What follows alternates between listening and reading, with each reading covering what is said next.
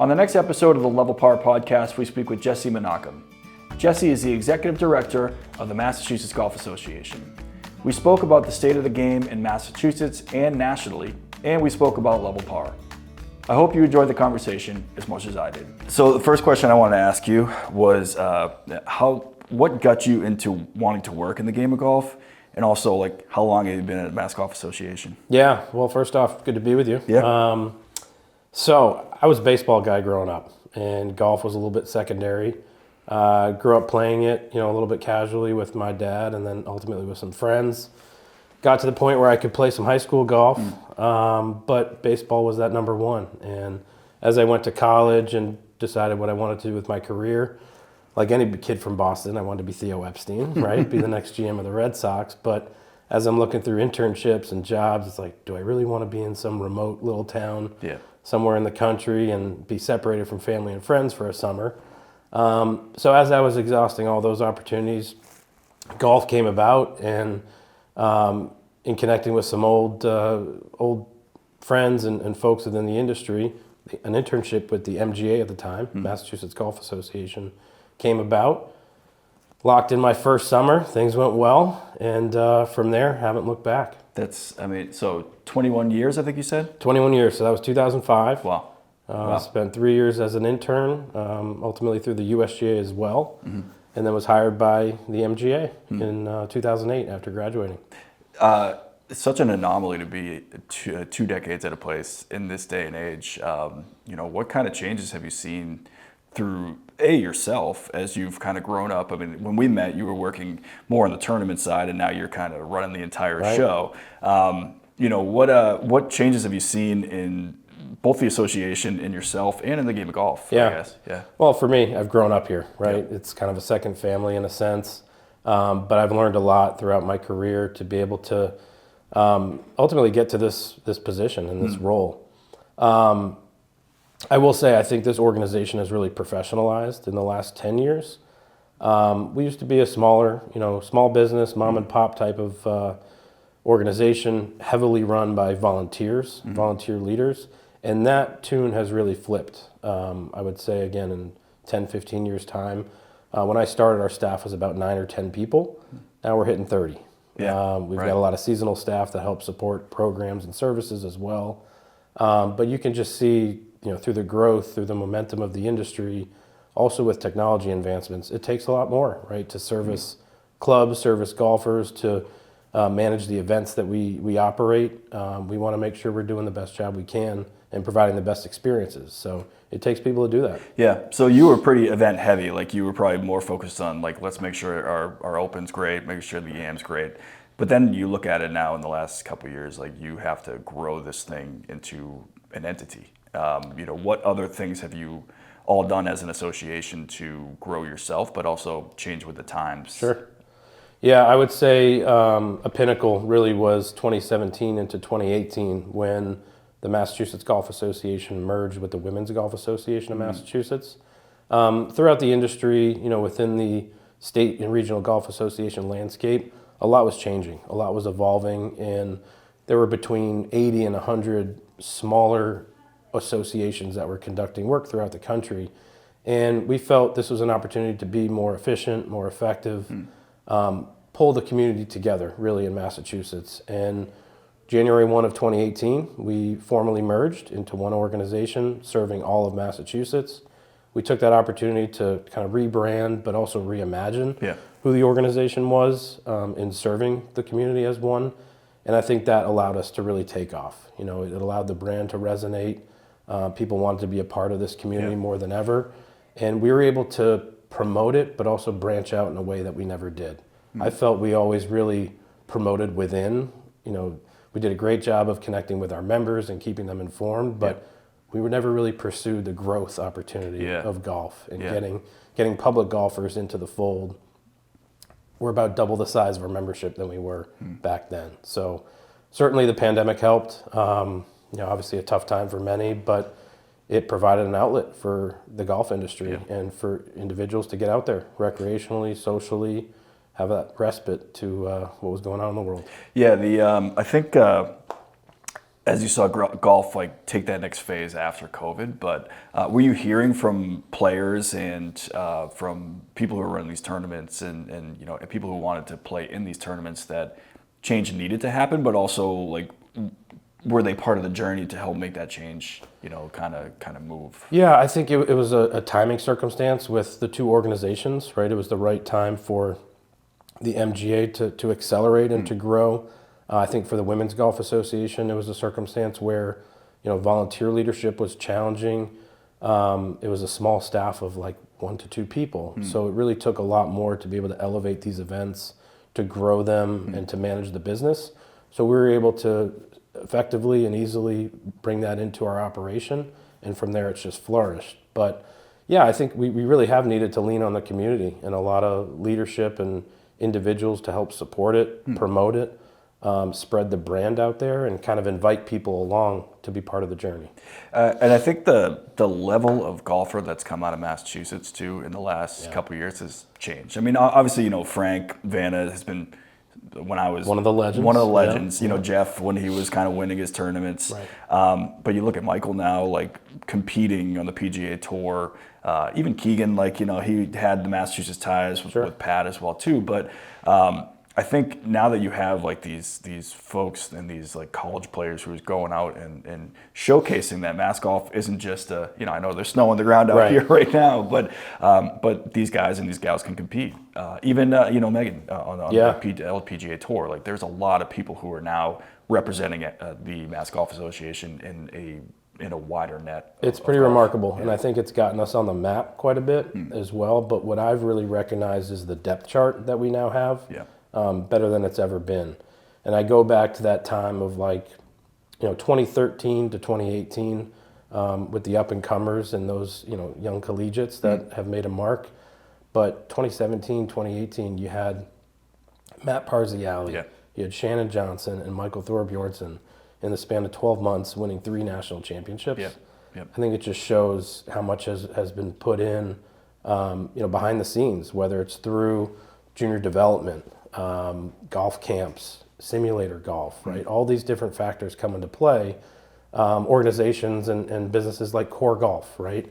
You've got these junior development facilities that are really honing in, and I think it's paid off. And when James Driscoll was at his peak, right? He was probably one of one at the time. Playing at that level, getting to the Masters. Then you had Matt do it, several years later. But now you come to the Mass Am or the Women's Amateur, you see 20 collegiate golf bags around the putting and they want to win these tournaments. That's right. They want their name on the trophies, and they want to kind of take that next step in their career as well too. And even from there too, the strength of our events has grown. People want to play in them, they want to participate in them because it's going to give them additional doors to be opened, right, based on World Amateur Golf ranking points. And now that we have this depth chart, it really elevates the presence and circumstances. There's been I love how we're talking about the game, and we'll get to the book at some point too, but I could talk about golf forever, but with all the kind of I don't know if you want to call it unrest at the top level with like the LIV and the PGA Tour, and also the changing landscape of the NIL, how that's changed with collegiate golf. Has there been a trickle-down effect to some of the the state golf associations, and how have you had to, I don't know, not manage it, but just change with the times? It is so different than what we've had. It's one of those things, nobody knew what would the impact be. We were a little concerned, a little nervous that even more the casual golfer would start to lose interest. Fortunately, it really hasn't changed our business at all. I think in some ways it's actually pushed it and promoted it and for 3-4 years now, our demand is just incredible. It's through the roof as far as your state championships all the way down to even a member day. We've got wait lists. I played in a couple member days. It's a great to just go out and try these courses. You'll never have a chance to really play unless you remember. So what a cool aspect that you've delivered to people who can be like, oh, I can get a couple of my buddies and go and play these courses. It's twofold, right? It provides the access, but it also supports our clubs at the same time, right? Where it fills some dates for them, brings some new golfers and prospective members to their facilities, and it's a win-win across the board. But to your point, I don't think it's really impacted us at the local level. it can be a little confusing for that new golfer. Sure, of course. It always is confusing, of course, right? yeah. You've got acronyms galore in our industry. Yeah. But when you introduce LIV and PGA and the 4 majors and how does this all relate, it's chaotic, right? For us who get it, who know it, we can sieve through, and it's a little disappointing, a little frustrating that things can't be so synced up and aligned. Seems like it's getting closer. And there's so much noise around golf too, right? Like even like you think about Brandel just saying like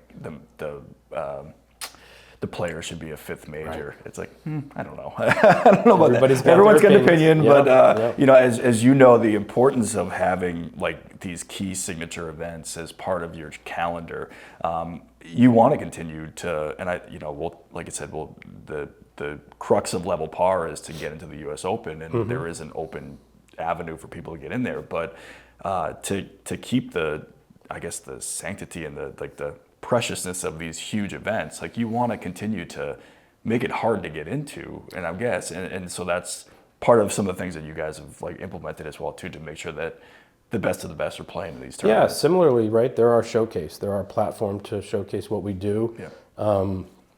Bring the best talent from the state or the region, together at one venue and crown that champion. And these champions have gone on to great things. Great things. Yeah, your Megans, your Michaels. I mean, it's remarkable to see what can happen and be developed from this level and beyond. Yeah, my last year of covering you guys and the Herald, I think Megan had just won the WeMet. Yeah. And she was going to college or like trying to figure out where she wants to go to college. Michael was like on the come up, but like skinny kid from Wellesley, I believe, at that point. Like you would see him on the leaderboard, but there was like the group of guys who were always like the Franks and the Matts, and like Matt had just played in the Masters, and Herbie was always kind of like around the top of the leaderboard. Do you have like a next wave of players that you're starting to see kind of follow in the footsteps of like a Michael or just because of the fact that they are seeing these people compete at such a high level? Are you seeing the junior golf programs kind of like boom? I do. Yeah, I see it thriving, and there's a lot of interest and appetite for that. And I think it goes back to the whole depth chart concept where Massachusetts is on the radar. Schools from the South are now regularly recruiting up here. Your Dukes, your Vanderbilts, someone like Ryan Downs, right? Kid from Western Mass, grew up through the ranks playing junior golf. He's now won our state amateur twice, being one of the youngest to ever do it. Someone like that could come next, right? And I think there's a groundswell of that, and it's not going to slow down. Isabel Brosina winning our women's amateur last year. She's cranked it up, right? She's as fierce as it gets, playing well at the collegiate level.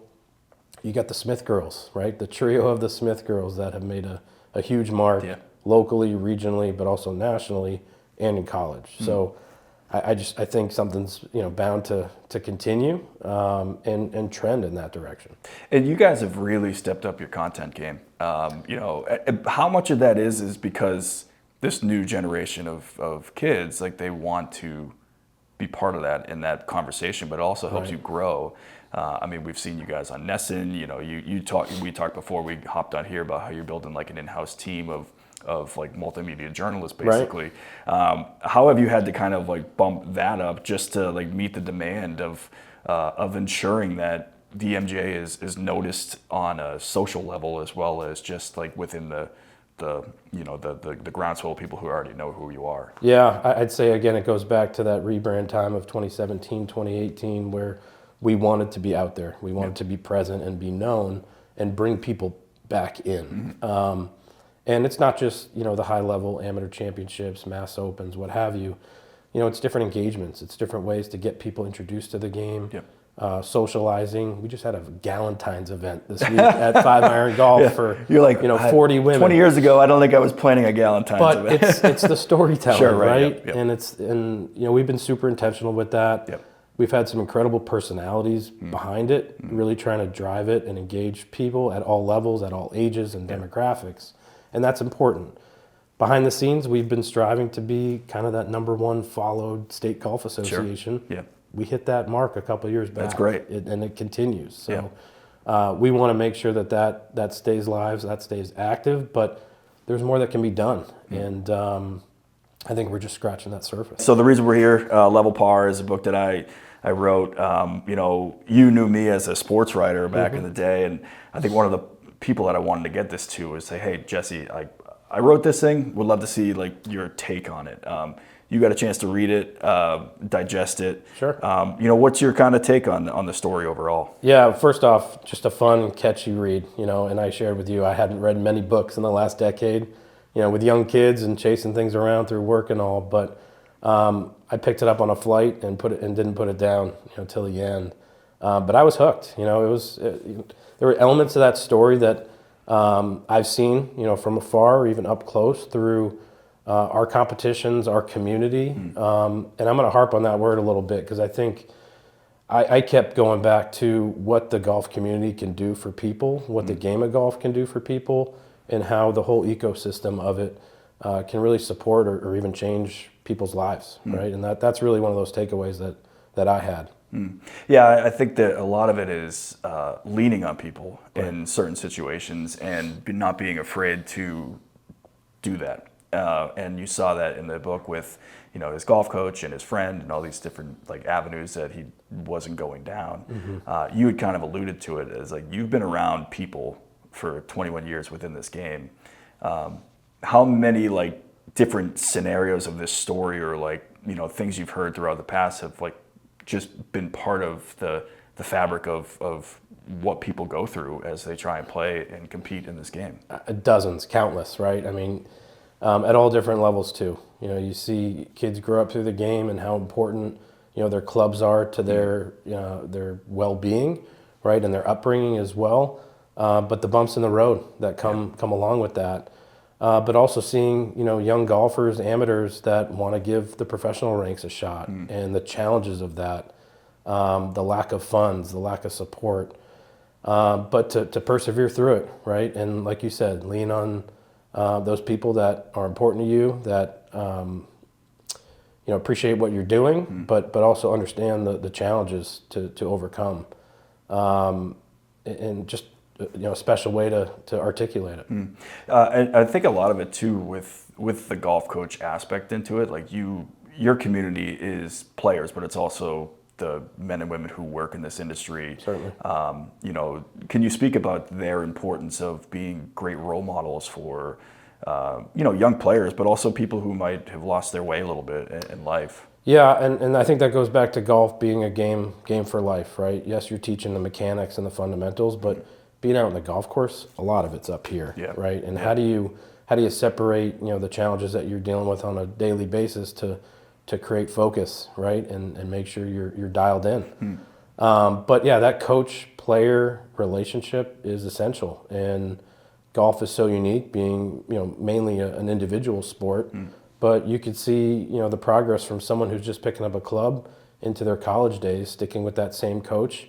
And again, it's not just because they're teaching the mechanics. It's the relationship. It's the life lessons that they're learning.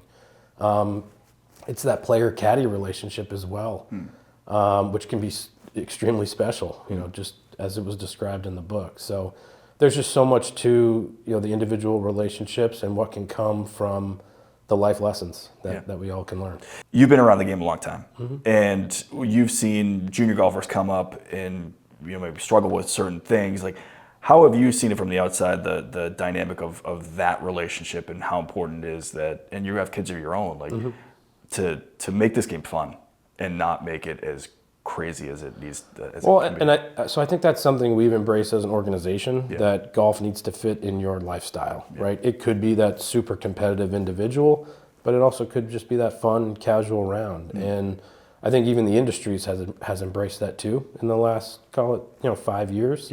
Breaking down the barriers. It's not the Saturday afternoon, kill the day for 5-6 hours at a club. You can go play for an hour and have a great experience. And that can be, a father-son, that could be a grandparent and a kid, right? That could be a whole family outing, whether you're spending the hour at a short course or at a driving range. So I think it's important that we continue to embrace that. I think it's going to allow the industry and the game to be more inclusive. But I wanted to go back to one of your points. I think golf there's so many doors that can open up throughout your entire career. You know, you might have been a competitive junior player, taking a hiatus, what have you, you know, as you build a family, go to school, all that. But, you know, senior golf, for example, right? How many players, men, women, try to build up for that 50-year-old, 55-year-old door to open to say, there's a whole new opportunity that I can compete. Agreed. Right? And there's not many other sports where you can plan, playing, prepare, and keep performing at those levels. You're not going to go pick up a basketball and start playing at 55 years old like you did when you were 18. Yeah. Just not going to I don't happen. think you or I are going to go sit in the batter's box and try and take a 95-degree. No thanks. No thanks. It's not going to happen. But I think that's what's really, really special about golf. And yeah, I mean, there could be, you know, those deep reasons for it. Sure. It could be the competitive flair, competitive juice that, you know, you need to bring back. But that can translate at all different levels and in so many different ways. I think what I also tried to bring up in this book is like the true nature of what happens in your mind while you're trying to close out a tournament. And, you know, you've seen it over your 21 years, also watching professional golf, like the moment can get big for people. Huge. And I think what I really wanted to do was to, you know, he had the backstory, but how do you focus for four seconds basically and make sure that you hit the ball where you want it to go? Right. Go through your routine. But like I think as you've been around competitive golfers for a long time, does it kind of fit the narrative of like what it's like to actually be in a golfer's head as they're trying to close out a tournament? Yeah, and I think that's different for everybody, right? Even, you know, those that want to just carry their bag in an event and not be distracted by anyone else, right? They've got sole focus. They can put their phone away, not having to deal with anything. But then you've got the individuals that need to feed off their caddy, need to feed off the conversation. I remember hearing from like Megan Kang, she wants to be bubbly, she wants to be talkative, you know, cracking jokes throughout her round. That keeps her calm, that keeps her, you know, tame and in the moment. And I think that's also what is unique about this game, how when you've got to really dial in that focus and hit that one shot for the, you know, 4 to 30 seconds that you're preparing, it can be done in a lot of different ways. And, you know, these days too, there's so much coaching and preparation for that happens behind the scenes. I think you're going to likely see more and more of that. Yeah, sure. You know, as you know, players are trying to elevate their games and try to get any advantage that they can. Yeah, right? I think we're also kind of coming off the heels of this conversation when Michael was just he was competitive in the final round, and everything was smooth sailing, and then he gets to 16 and just hits probably a really good shot, but just goes over the green. Absolutely. And then gives himself a really difficult up and down, and then we see it. But I think that goes to the mental piece of it. It's like 1 second of not being focused on what you're doing. Not to say like, you know, he wasn't focused, but there was. He seemed to just be cruising right along. Well, think about it too, right? I mean, he's on the stage and platform of the waste Plus management. on that hole too. He was on the 16th hole with right. 25,000 people. Yep. How many times in his career has he had that shot? Yeah. So he's going to learn, and I think absolutely. He came out and said that, right? Yeah. I didn't fail. I'm going to learn through these moments. He's so young, and I think he's also fearless. He keeps it pretty cool. Sure. Even seeing his performances at like a TGL match. I know. Right, playing with these. Yeah. You know, I think his first shot in TGL, he like sculled it over the green in a bunker, but then next thing you know, I think they won like a couple. He was draining putts. It's draining, like making them left and right, and it just shows. And I think what I tried to get across in that book is like this was a golfer who didn't have that belief in himself, and it really is a game of belief. You have to believe that. You've got to believe. You've got to be confident, right? You've got to drown out the noise. Yeah. And think about those moments too of success, right? And allow that to be at the forefront. You know, I was never at the level of the competitors that we see at the state amateur and all that, but you know, you could still experience the shot euphoria. Yes. I've had one hole in one of my life. That's great. That's something to keep in the back of my mind. I remember I can do this. Yeah, right? absolutely. A couple of years ago, I shot 73 at Crosswinds, and I hit like 16 of 18 greens. And I'm like, where did this come from? But then I got to the last hole. I'm like, oh, I could shoot level par. And I bogeyed the last because it got in my head. And it was just like one of those things. I did the same thing that Michael did, basically. I flew the 18th green and had a really difficult up and down to make. And but it is like I wasn't competing for anything, Right. other than competing Yourself. against myself. Yep. And that's such a unique aspect to this game. I'm sure every athlete feels it, but it's not the same. No. When you don't have a teammate passing you a ball, or like, you know, you have a caddy telling you the yardage, but you got to go do that. It can be a lonely time. It's a very Right. lonely. It's a very lonely place, and I think that's where a lot of the mental part of it can really screw somebody up, especially if you don't have the I don't know, the backing and the ability to get over failure. And there's so many factors to that, right? It's your lifestyle, it's, you know, your resources that you have around you. You know, there's a lot to that whole package to allow you to be able to focus in that way, right, and perform in that way. What do you think a golfer would take out of level par? You know, I think in a lot of ways everyone has either experienced or seen it from some extension of family, friends, their community. You know, the need to persevere and lean on individuals in your life, whether it's the coach, whether it's a caddy, a friend, whomever, to allow you to kind of pick yourself up and get you back on track. So I think that's where I took kind of those bits and pieces of different stories I've heard, or different, you know, lenses, you know, that I've been able to see in 20 years' time, to know that it's about that community, right? It's having the people around you to be able to support and uplift you and get you back, really. Awesome. Well, Jesse, thank you for the time. I appreciate it. Absolutely. Well Thanks. done. Thank All you. right, awesome. Yeah.